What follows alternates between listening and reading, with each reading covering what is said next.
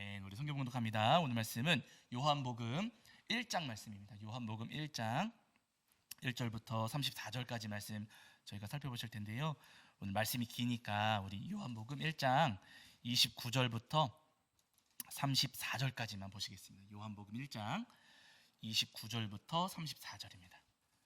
요한복음 1장 29절부터 34절까지.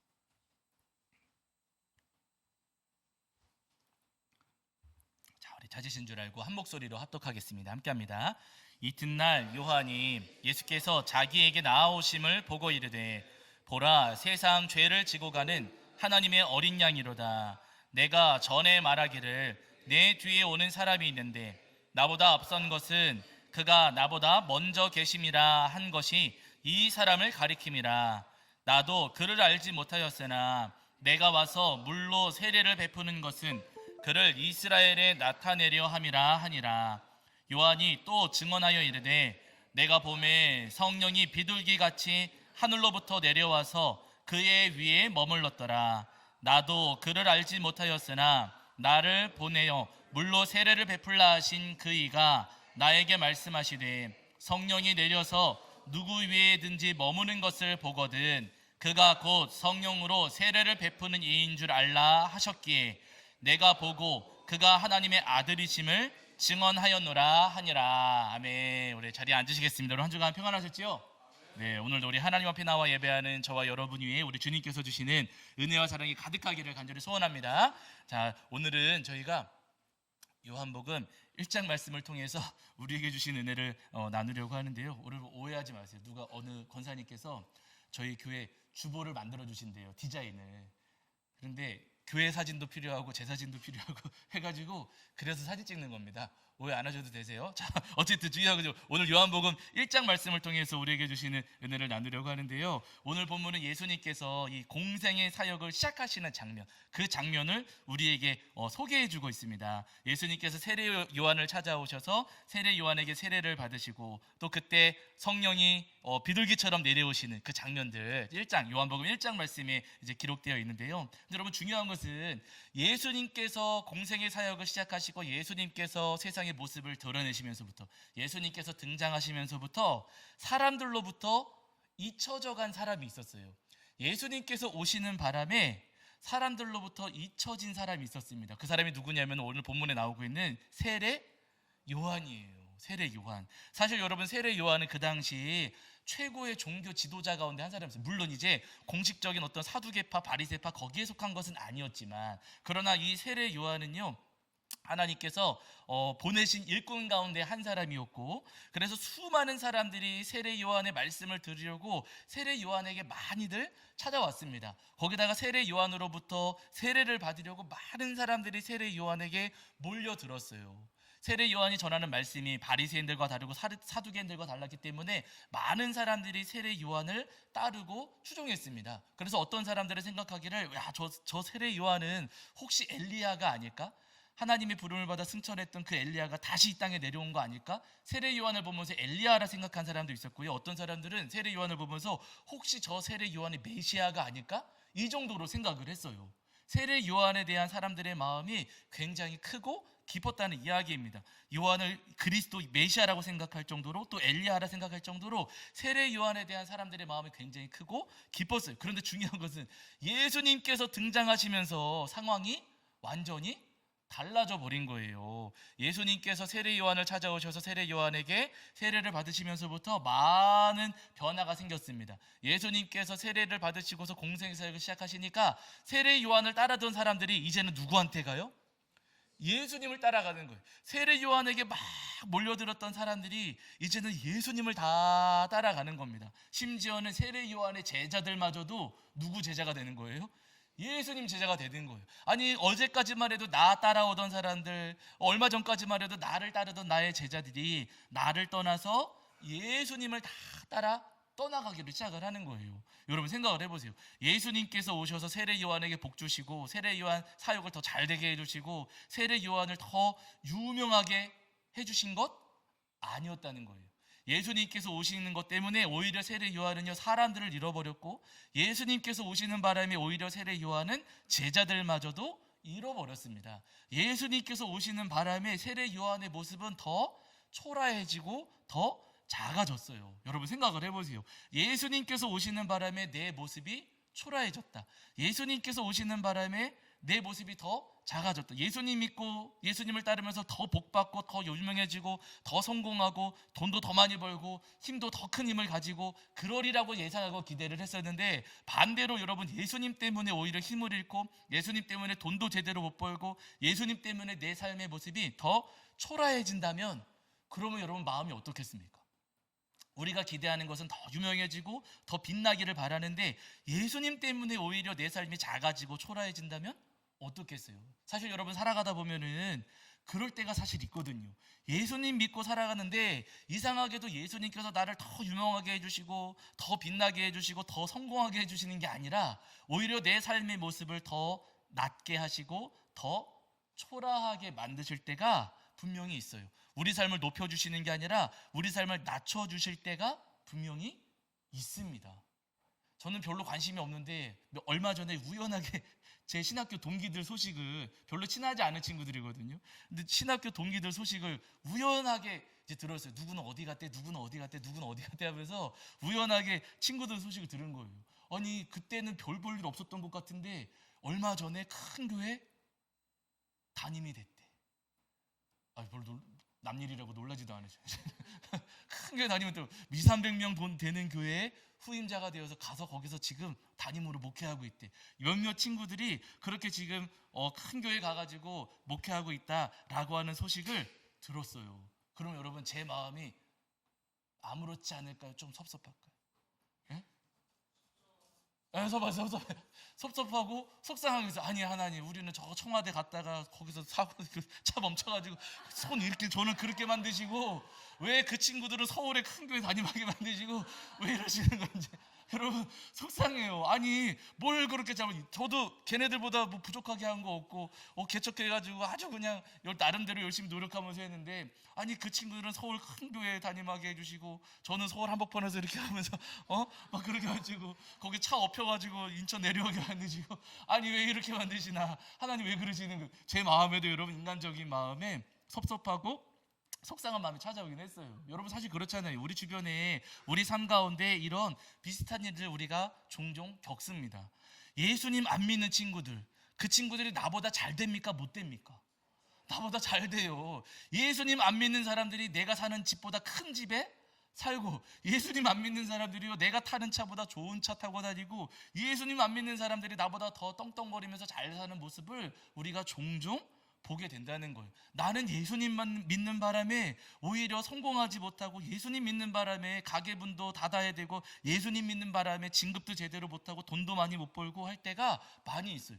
예수님 믿는 탓에 우리 삶의 모습이 더 초라해지고 작아질 때가 분명히 있더라는 겁니다. 그런데 여러분 중요한 것은 뭐냐면요, 예수님을 믿는 바람에 또 예수님 때문에 우리 삶이 그렇게 초라해지고 작아질 때가 분명히 있기는 하지만, 그럼에도 불구하고 여러분 예수님을 위해서 그 초라하고 작은 삶을 우리가 기꺼이 받아들인다면, 그러면 여러분 예수님께서 우리 삶을 오히려 더 크게 칭찬해 주신다는 거예요. 예수님 때문에 분명히 우리 삶이 빛을 잃을 수도 있습니다. 작아지고 못나 보이고 손가락질 받을 때도 분명히 있을 수가 있어요. 그러나 여러분 그럼에도 불구하고 주님께서 나를 낮추시고 나를 초라하게 만드실지라도, 그러나 주님 저는 괜찮습니다.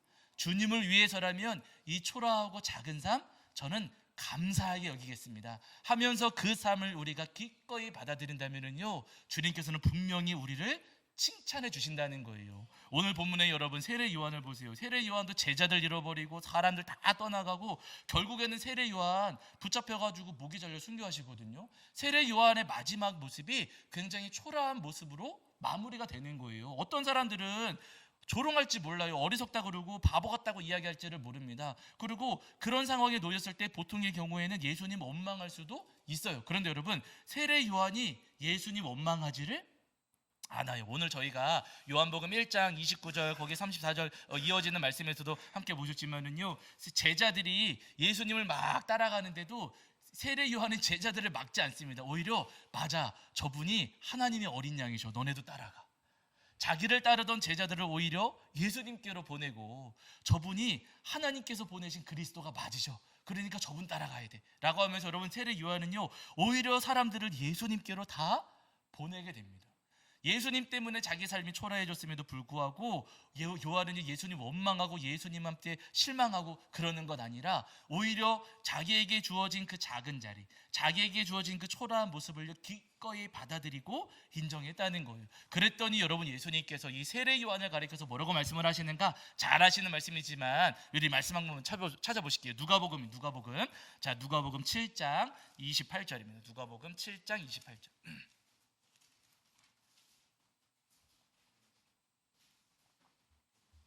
누가복음 7장 28절. 누가복음 7장 28절. 제가 가진 성경에서는 신약성경 101페이지 정도 있습니다. 신약성경 101페이지 정도의 누가복음 7장 28절인데 7장 28절. 자, 7장 28절. 누가복음입니다. 자, 우리 찾으신 줄 알고 읽겠습니다. 함께합니다. 시작. 내가 너희에게 말하노니 여자가 낳은 자 중에 요한보다 큰 자가 없도다. 여기까지 보실게요. 예수님께서 요한에 대해 말씀해 주시기를 여자가 낳은 자 중에 요한보다 큰 자가 있다고요? 없다고요? 없대요. 예수님 분명히 말씀하시기를 이 땅에 태어난 사람들 가운데, 이 땅의 사람들 가운데에 요한보다 큰 사람은 없다. 요한이 가장 큰 사람이다 라고 예수님께서 요한을 지금 칭찬해 주시는 거예요. 우리가 볼 때는 사람의 눈으로 볼 때는 제자들 잃어버리고 사람들 다 잃어버리고 결국에는 비참하게 그렇게 생을 마감했으니까 실패했다, 초라해졌다 말할지는 모르겠지만 그러나 여러분 예수님께서는 이 요한을 가장 큰 사람이라고, 이 땅에 살았던 사람들 가운데 가장 큰 사람이라고 예수님께서 이 세례 요한을 칭찬해 주시는 거예요. 여러분 우리도 마찬가지입니다. 주님께서 나를 초라하게 하실 때 주님을 위해서 우리가 기꺼이 그 초라한 자리에 서면은요 주님께서 우리를 크다 칭찬해 주세요. 주님께서 우리를 낮추실 때 여러분 낮아지는 거 좋아하는 사람이 어디 있습니까? 그러나 주님께서 우리를 낮은 자리로 보내심에도 불구하고 괜찮습니다. 주님을 위해서라면 제가 그 낮은 자리로 내려가겠습니다 하면서 그 자리를 기꺼이 받아들인다면은요 주님께서 우리를 칭찬해 주시고 더 높여 주신다는 거예요. 바라는 여러분, 우리를 크다 칭찬해 주시고 우리를 기뻐하실 주님의 그 마음을 우리 성도님들 기억하시면서 때때로 주님께서 우리를 초라하게 만드시고 우리를 낮은 자리로 보내실지라도 그 자리를 기뻐하는 마음으로, 즐거운 마음으로 그 자리를 받아들이시는 저와 여러분이 되기를 주의 이름으로 간절히 축원합니다. 여러분 사사기에 바락이라고 하는 장군이 나오거든요. 아마 아실 거예요. 이스라엘 백성들이 우상 숭배하는 바람에 하나님께서 그 하솔 왕 야빈을 일으키셔가지고 이스라엘 백성들을 억압하셨어요. 그러니까 이스라엘 백성들이 하나님께 도와주세요, 살려주세요 막 기도했지요. 하나님께서 그 기도를 들으시고서는 드보라를 사사로 삼으셔서 이스라엘 백성들을 건지시게 됩니다. 그런데 잘 아시는 것처럼 이 드보라라고 하는 사사는 사사기에 기록된 사사 가운데 유일한 여성 사사예요. 유일한 여성 사사. 드보라는 유일한 사사기에 기록된 사사 가운데의 유일한 여성 사사입니다. 여러분 이 드보라가 하솔 왕 야빈 시스라가 이끈 시스라 장군이 이끄는 그 병거 부대와 전쟁을 치러야 되는데 전쟁을 잘 못 치르잖아요. 여자다 보니까 전쟁하는 법을 모르니까. 그래서 하나님께서 이 드보라에게 누구를 이제 보내주시게 되냐면은요 바락이라고 하는 장군과 함께 전쟁을 치르게 하시는 거예요. 그래서 드보라가 바락을 찾아가서 나를 따라 전쟁하십시다 라고 이야기를 하는 거예요. 여러분 생각을 해보세요. 드보라는 여자예요. 바락은 장군인데 남자예요. 남자가 여자 말 들어요, 안 들어요? 예? 남자들이 여자 말 들어요, 안 들어요? 제 아내가 제일 크게 대답했어요. 좀 전에 제가 그래서 깜짝 놀랐어요. 여러분 집에서 남편분들이 아내분들 말 잘 들어요, 안 들어요? 잘 듣는 분들 계시지만 저희 집에서는 남편이 아내 말 잘 들을까요, 안 들을까요? 안 들어요. 잘 안 들어요. 잘 안 듣습니다. 왠지 이상하게도 잘 안 들으려고 해요. 여러분 지금 보세요. 바락은 남자이고 드보라는 여자입니다. 그리고 드보라는 전쟁을 몰라요. 바락은 군대를 이끄는 장군이에요. 여러분 장군이 누구 말 듣겠습니까? 안 듣겠습니까? 안 듣겠죠. 거기다가 지금 이 장군이 여자의 말을 듣는다? 사실은 상상하기가 어려워요. 군대 다녀오신 분들은 아세요. 가장 높은 지휘관이 누구 말을 듣겠습니까? 그런데 여러분 놀라운 것은요, 드보라가 바락을 찾아가서 전쟁 치르십시다 하니까 바락이 들을까요, 안 들을까요? 들었어요. 바락이 따라갑니다. 여러분, 이게 굉장히 사실은 놀라운 장면이에요. 자기가 군대의 지휘관임에도 불구하고 그 지휘의 권한을 주장하고 나서는 게 아니고요, 드보라가 가자고 했을 때 그 말을 따라서 가더라는 거예요. 장군이었지만은요, 한 단계 아래 지금 내려온 겁니다. 굉장한 결단이에요.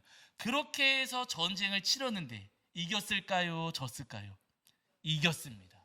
이 전쟁에서 하나님께서 승리하게 도와주세요. 내 권한을 주장하고 내가 어떻게 누구 말 듣습니까? 나는 내려갈 수 없습니다. 나는 누구 말 듣는 사람 아닙니다. 나는 내 자리 지킬 겁니다 하면서 버틴겼으면 모르겠어요. 그러나 이 바락이 장군이었고 남자였음에도 불구하고 기꺼이 한 단계 아래 내려왔을 때 하나님께서 그 군대를 이용하셔서 활용하셔서 이 전쟁을 승리로 이끌어 주셨다는 거예요. 여러분, 사울의 아들이었던 요나단도 우리 성도님들 기억하시잖아요. 제가 자주 말씀드렸습니다. 이 요나단은 아무 일만 없으면은 그냥 자연스럽게 왕이 되는 거거든요. 이스라엘의 왕이 되는 거예요. 그런데 어느 날 조그만한 다윗이 등장하는 바람에 요나단이 왕 되는 길에 문제가 생겼어요. 하나님께서 다윗에게 기름 부으셔서 다윗을 왕으로 선택하셨습니다. 요나단이 이제는 왕이 될 수가 없는 거예요. 여러분, 생각을 해보세요. 그냥 가만히 있으면 내가 왕이 되는데 엉뚱한 한 사람이 등장해서 내 왕 되는 자리를 막아서는 거예요. 그러면 여러분, 양보하겠습니까? 어떻게든 내 자리 지키려고 하겠습니까? 예? 이 여러분, 다른 자리가 아니고요, 왕이에요, 왕. 얼마 전에 우리 대선 끝났잖아요. 선거 끝났잖아요. 여러분, 대통령 후보자들이 서로 되려고 합니까? 양보하려고 합니까? 서로 되려고 하잖아요. 참 부끄러운 이야기지만 얼마 전에 인천 동지방 감리사 뽑는 선거가 있었거든요. 여러분, 감리사라고 해봐야 사실은 별거 아니에요. 반장 정도 되는 거, 반장. 학교 회장도 아니고 반장 정도예요. 근데 반장, 그렇게 그냥 저희 인천 동지방 42개 교회 가운데 그냥 대표되는 목사님, 대표 역할 2년 동안 하실 분 뽑는 건데, 보통은 학교 왔다 갔다 해요. 감신 출신 목사님 한 번, 협성 출신 목사님 한 번 해가지고 번갈아 하거든요. 이번에 감신 출신 목사님 순서였는데 협성 출신 목사님 한 분이 내가 하겠습니다 하고 나서가지고 공교롭게도 선거를 하게 된 거예요. 선거를. 근데 여러분, 목사님들이 선거할 때 공약 대결할까요? 서로 비난할까요? 양보할까요? 첫 번째, 양보했을까요? 안 했을까요? 아무도 안 해요. 두 분 중에 한 분도 끝까지 양보를 안 합니다. 그리고 두 분이 막 이제 서로 자기가 하겠다고, 본인이 하시겠다고 두 분이 하셨을 때 서로를 높여주고 칭찬하면서 했을까요? 서로 비난하고 손가락질 했을까요? 맞아요. 아유, 그 목사님들 모여있는 그 카톡방에 막 난리가 났었어요.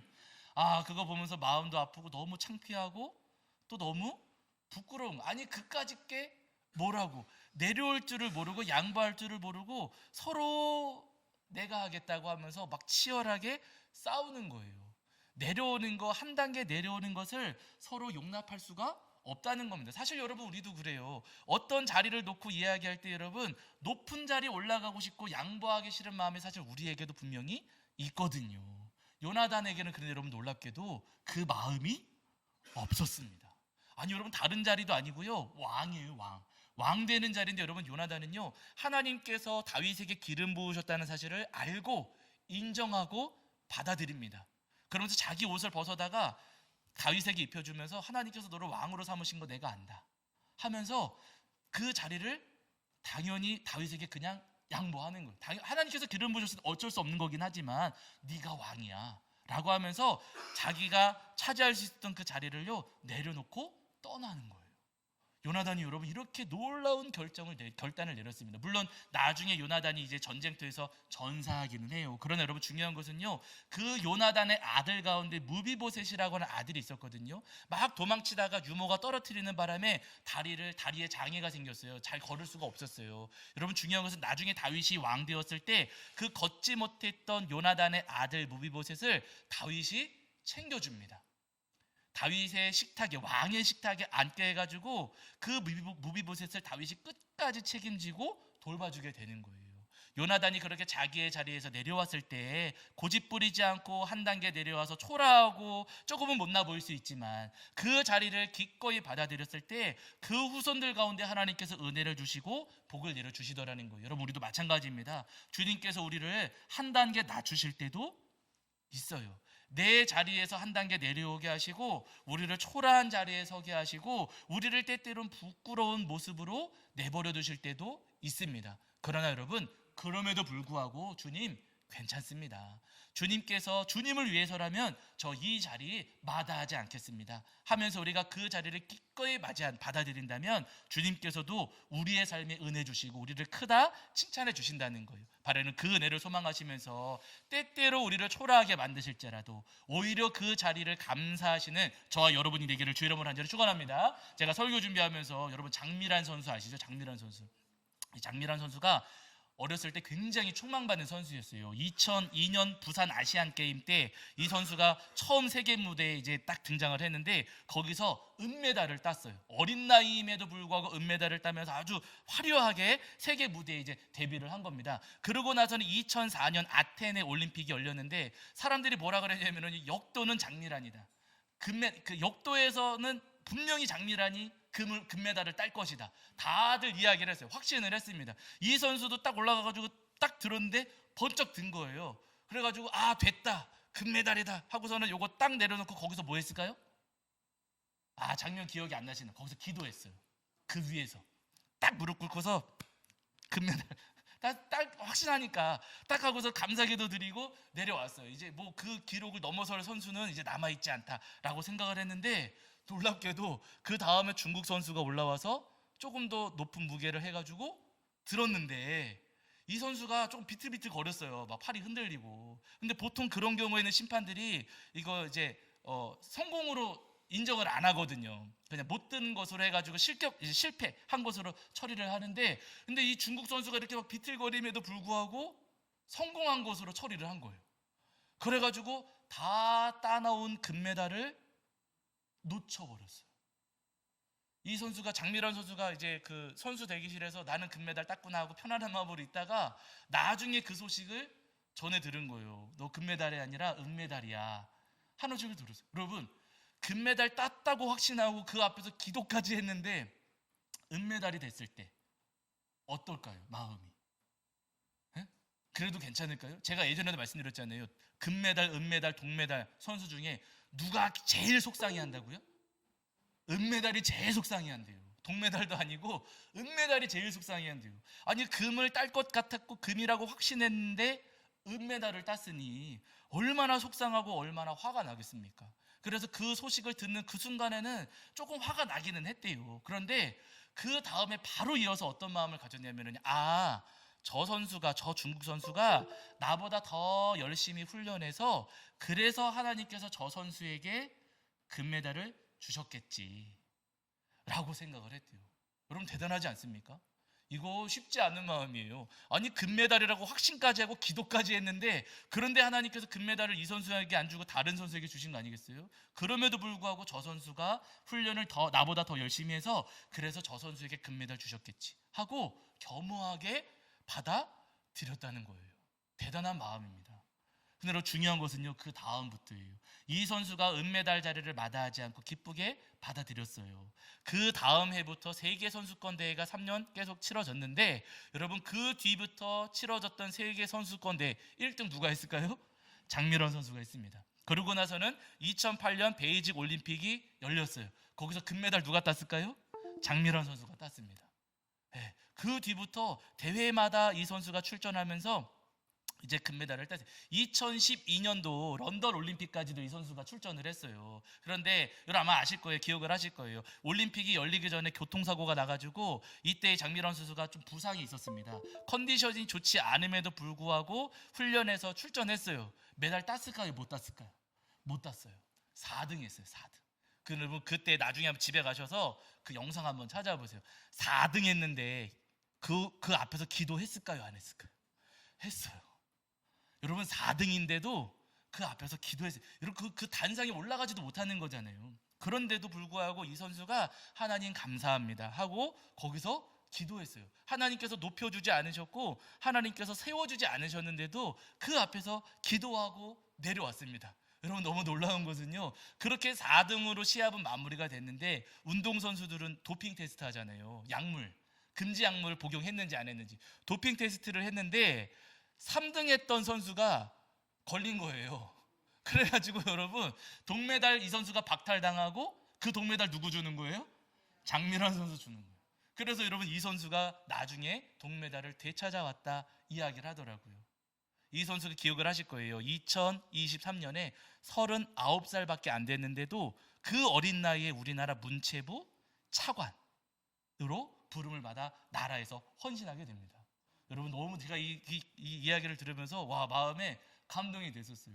아니, 하나님께서 높여주지 않으시고 낮추실 때가 분명히 있었고 초라하게 될 때도 분명히 있었지만은요, 그 자리에 원망하지 않고 불평하지 않고 기꺼이 받아들이고 하나님 앞에 감사했을 때 하나님께서 이 선수를 더 높여주시고 칭찬해 주시고 세워 주시더라는 겁니다. 여러분, 우리도 마찬가지예요. 주님께서 우리를 초라하게 하실 때 분명히 있습니다. 그러려면 그때에도 하나님 괜찮습니다. 하나님 나라를 위해서라면 저를 초라하게 하셔도 괜찮습니다. 여러분, 우리 교회를 초라하게 하실 때 있을까요, 없을까요?